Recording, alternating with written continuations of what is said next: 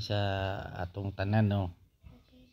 Ako'y dula nga ipakita sa inyo, dula nga binugoy ni nga dula, binugoy sa atong i-review ang dula, atong i-review ang dula kung naunsa-unsa.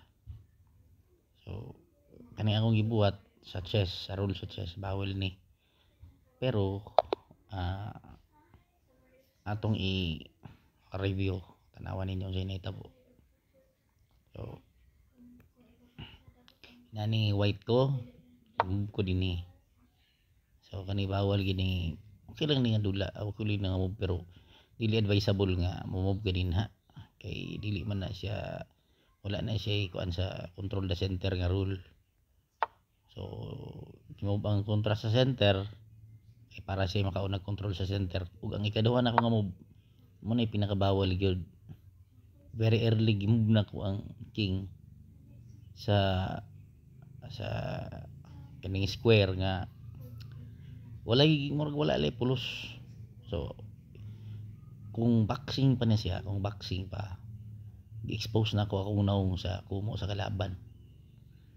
So gatuo mo nga the only way to kanabang escape out sa attack sa kontra is imong iduol ang imong naong, kumbaga.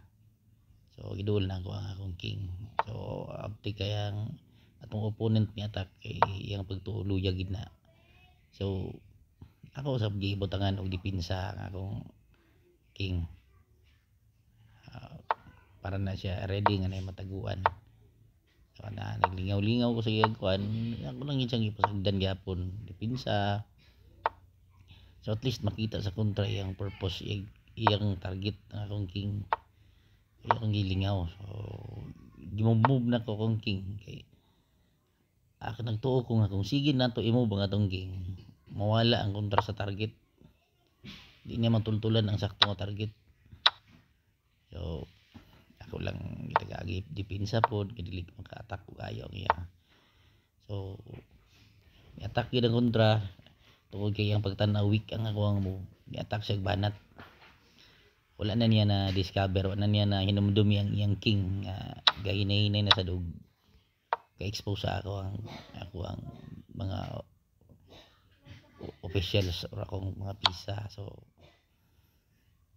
check siya, simple lang, ako lang gibalusan. So kita na niya nga uy kuan man kanang delikado po niya, so ni-enrock siya. So, hinahinay sad kog kanang balos nganong ginadto nako, nganong wala ko gi-takes ang iyang knight.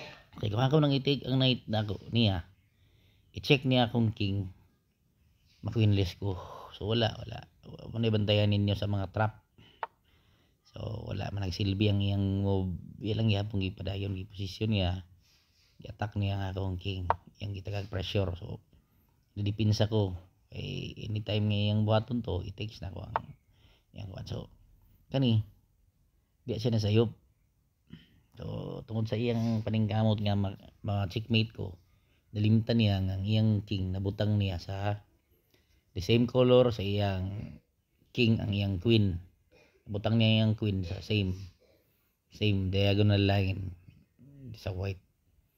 So mo gid na inutiman-an, never gyud ibutang imong queen same color sa imong king.